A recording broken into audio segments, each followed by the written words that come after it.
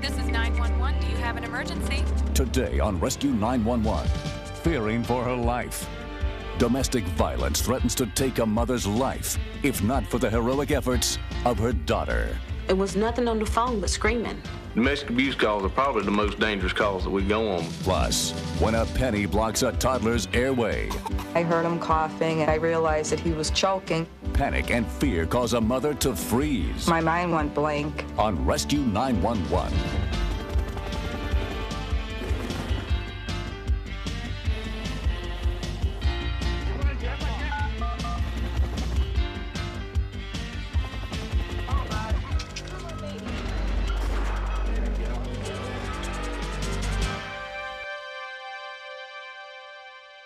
This story may be too intense for some viewers. On the night of February 23, 1992, dispatcher Marilyn Jameson was on duty at the York County Sheriff's Department in Rock Hill, South Carolina. Her shift had been uneventful until around 7 p.m. when a frightened young woman with a child rushed into the station.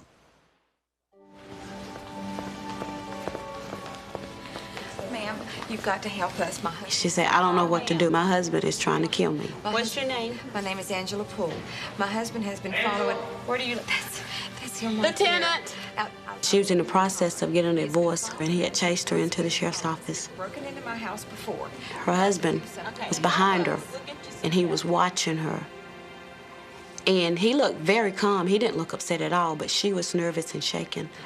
I knew she was telling me the truth. He won't leave us Where do alone. you live? I live out near Catawba. My name is Angela Poole. I didn't recognize the name. Yeah, I mean, I'm sure that you do because I've had trouble with him before. You'll get a chance to say your part. An officer spoke briefly with Angela's estranged husband. We didn't have anything that covered just simple harassment that we could lock him up for if they didn't commit any other violation of the law, such as trespassing or assault or anything. If they just followed someone, they could do it all they wanted. I did get the officer to escort her home and go in and check out her house and make sure she was all right. But I did know that if I ever heard that address again, that this lady would need help.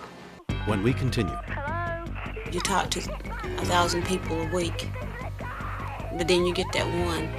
Please listen to me. What's your name? Christina.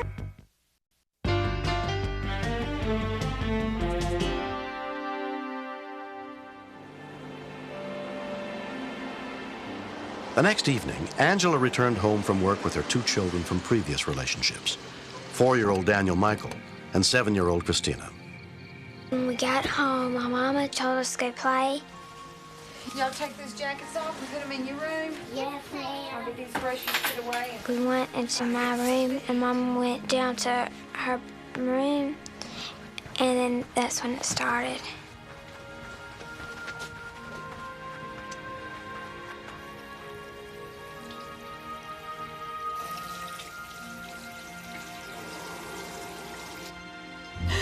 Just come to talk and see you and the family. You know you're not supposed to be here. I know. I don't want to cause any problems. What are y'all doing? I'm coloring a colorful bird. Oh, that looks good. Here, let me fix that for you. Sometimes it's hard to stay in the lines. I just want a little more time Play to with your talk. tracks. 10 minutes. There, that looks better, okay? She took and turned the book around, and it said call 911. For us to talk about. Angela, why are you being like this? I'm not trying to be anyway. I just. Sheriff's office. Hello? Hey. Can I help you? It was a child on the phone, and I couldn't make out what she was saying. I asked the 911 operator, where is the call coming from? Okay, we gotta get officer to 1210. Once we heard that location, it put up red flags. That little girl and her mother's in trouble. And I'd given her my word that I would get somebody there as quickly as possible. Lieutenant Willis Gregory was 12 miles away when he was dispatched to the scene. Domestic abuse calls are probably the most dangerous calls that we go on because we're going into a situation that we never know what's going to happen. Can I speak to your mommy? Let me speak to your mommy. Can your mommy come? I gotta hang up. No, don't hang up. Try to keep on. Hello? Yeah. Hello. Uh-huh. Who's speaking? Angela, Paul. Angela, what's going on? Somebody's going to get killed. This is the sheriff's office. Angela. Uh-huh. What's going on? This is the sheriff's office.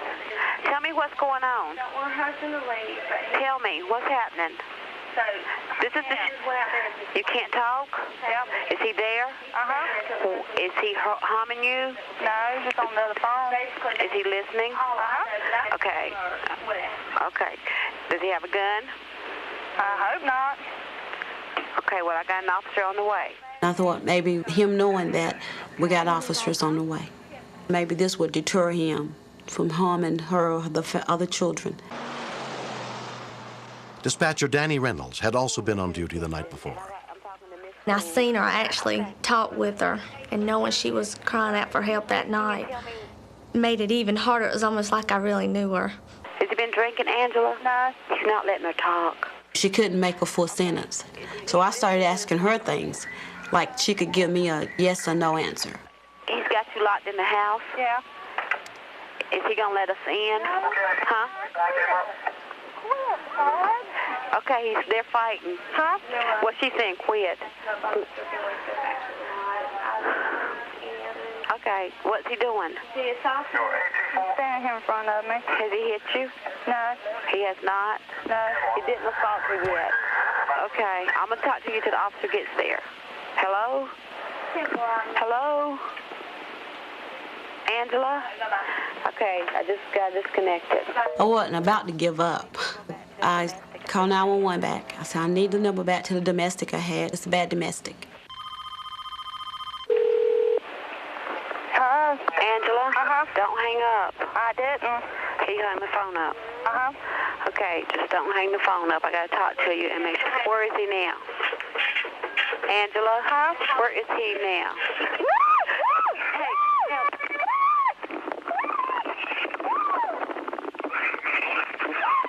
838. Disregard 824. It's getting pretty bad out there.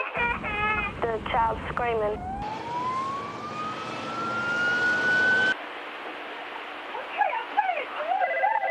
At the time that I heard all the screaming, it was coming from the child and Angela.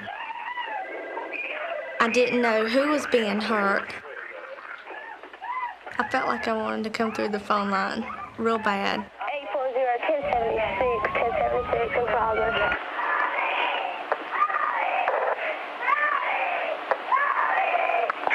You talk to 1,000 people a week, but then you get that one.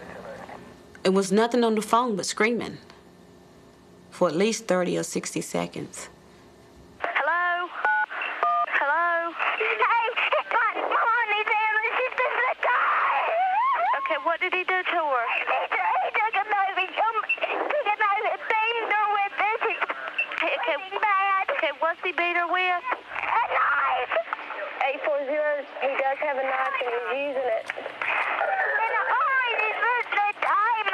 Okay, where did he cut her at? Get an ambulance. I don't know. He's bleeding all over. Okay, tell me where your daddy's at. I don't know. He's left. Did he leave? He left. The subject left the scene. I'm speaking with a small child, the mother. She cannot touch her phone. Sorry, he's dying. Stay on the phone with me. Where's your... Please listen to me. What's your name? Christina. Christina, where's your mommy at in the house?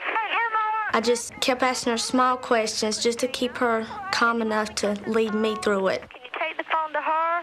No. Okay. She's dying. We got an ambulance coming, okay? Okay. Are you hurt? No, I got blood on me. Huh? I got blood on my foot. He's got blood on your foot. I'm a shot from home. Okay, but you're okay, right? Right. Me and my brother. You and your brother's there.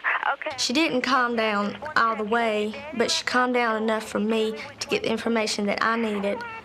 It amazed me to know how helpful she was. Okay. Can you go in there and check and see if she's breathing? Okay. I'll come right back to the phone. Oh, Marilyn, this is horrible. My mom told me that she loved me and that she was gonna die. I said, Mama, you're not gonna die. She's still awake, right? She's still awake. Okay, that's what I need to know. Okay, you're doing a great job. Okay. You're getting your mommy help. You're doing real good. I didn't know Angela's status. I didn't want her moved or anything. So the only thing I could think of to tell her was to go get a wet washcloth and apply it to her mama's head to keep her calm. I didn't tell the little girl, but deep down I felt that by the time we got there, she would be dead. It took 16 minutes for Lieutenant Gregory and another officer to reach Angela's house. We didn't know for sure at that point whether the husband had left the scene. I had Deputy Lily go to the right to clear that end of the residence, and I went to the left.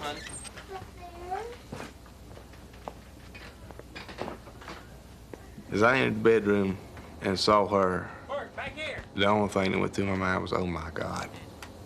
I could see 20 or 30 stab and cut wounds just from where I was, and all I could see was part of her left side. I'd never seen anything so bad in my life.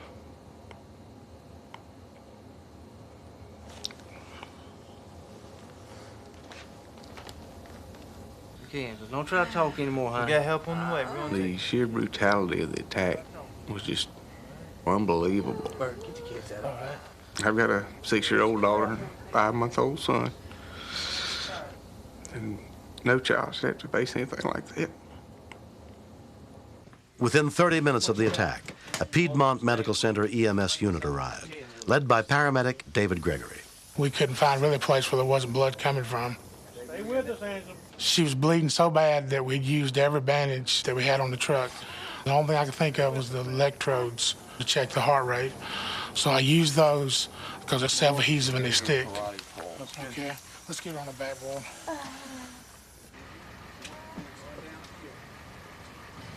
It was hard to believe this patient, if she did survive, will ever return to normal. 25-year-old Angela was transported by MedCenter air helicopter to Carolinas Medical Center, where a trauma team was waiting for her, including Dr. Robert Monson. She had a stab wound to her spleen, a stab wound through her diaphragm, injury to her kidney, injury to her colon, injury to her liver. We're going to do a quick lap on her and try to get all the bleeding control, so let's go. We estimated that she had lost about 50% of her blood volume. With the support of her parents and brother, Angela spent 3 weeks recovering in the hospital. She underwent surgery and extensive therapy to regain full use of her hands.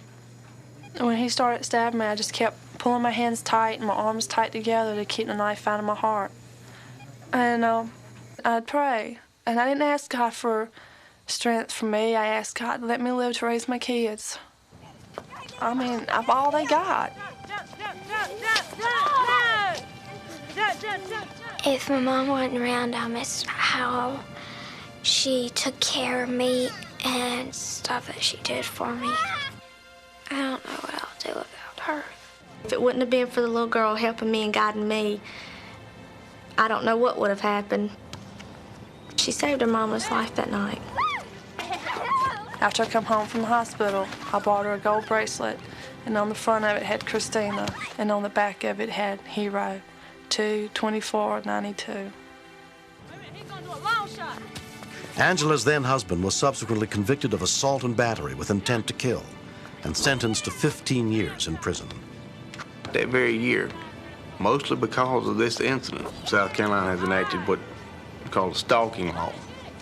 If it had been in effect at the time this happened, it may not have happened because he may have already been jailed for repeatedly following her around. Hi, my name is Angela Jackson. Used to be Angela Poole, and I made it. I got divorced and almost didn't make it, but I'm here. I've talked to church groups, I've talked to young girls, to college students, and let them know, give them danger signs, to give them patterns. And when he abuses, then you hear, I'm sorry, I won't do it again. Don't keep it to yourself. Let somebody know. There's organizations, there's social workers, there's victim advocates programs in every sheriff's office that will assist you. To all the people that saved my life, thank you from the bottom of my heart. I got another chance, and My reason could have been just my simple prayer. Let me live to raise my kids. She was like an inch away from being paralyzed, a half inch away from her heart. Angela has an angel watching over her. She does. Might be Christina.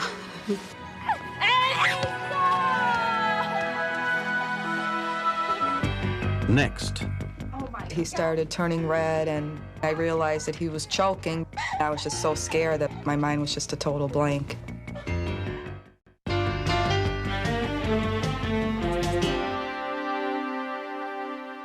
An emergency can leave us paralyzed with fear, but it also can compel some people to do things we never thought possible, as Linda Madrick discovered on an afternoon in October of 1990 at her home in North Lake, Illinois.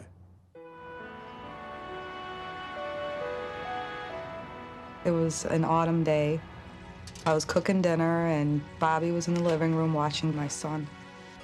Don't play with the TV.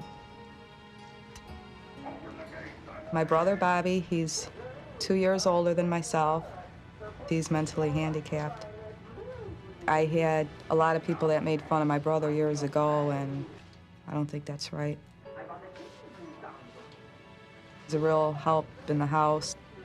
He does the cleaning. He'll do the laundry. He's good at fixing things and stuff like that. I don't do the stuff that most people do. I'm just quiet, just sit there, watch TV, keep an eye on Robert.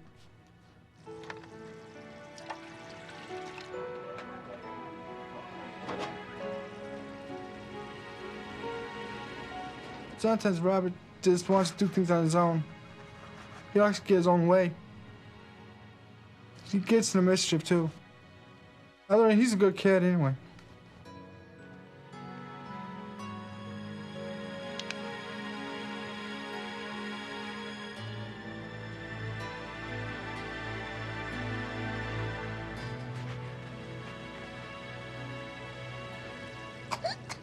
I heard him coughing, and I just assumed it was nothing serious. And I realized that he was choking. He started turning red, and my mind went blank because of the fear. Bobby, hurry, come here. He was choking, and his face was just turning blue when I got there. So I decided to go ahead, get whatever is necessary to get the penny out, rather than let him die. I know that you don't panic in an emergency. All I remember is like Bobby taking the baby from me, and I was just so scared that my mind was just a total blank. And I just took Robert on the palm of my hand and just hit him with 4 back blows. If you can hit him too hard, then you cause spinal injury. And that was always my fear, too. After the penny came out, I was really surprised that he knew what to do instead of myself, because I figured I'm his mother. I should have known that. I was happy he was there. My brother came to the rescue. It's been 3 years since the incident. Bobby Madrick knew what to do that day because he had taken a CPR class. I always liked helping other people. And I encourage everybody to take CPR course because it'll save someone's life.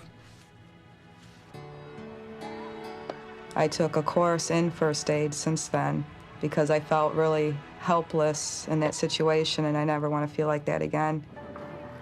Lou Fontenot is also grateful to her son, Bobby. He was teased a lot. He was made fun of a lot. That hurt me a lot. And he'd come home. They call me stupid. They call me retarded. And I says, you're a loved child. God loves you. They're the ones that are ignorant, not you. I'm very, very proud of my son, Bobby. I'm proud of my daughter. And I'm extremely proud of my grandson. And I love him very, very much.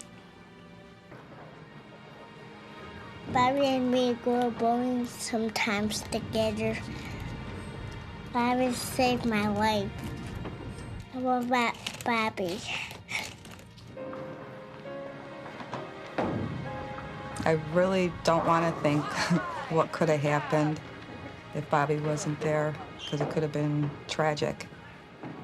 Bobby will always be a hero in my book.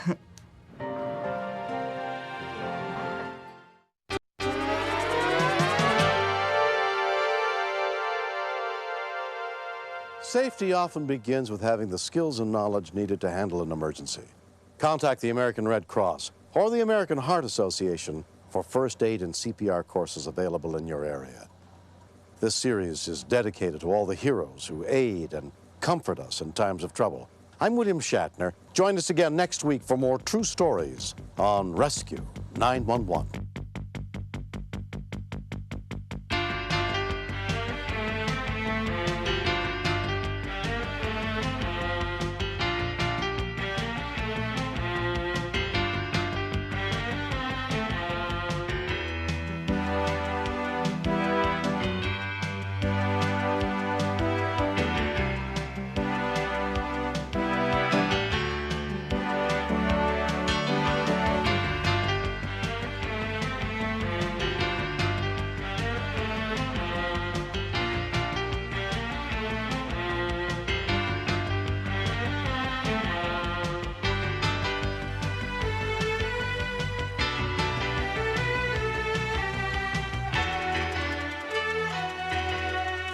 Mr. Shapiro, step out of the car, please.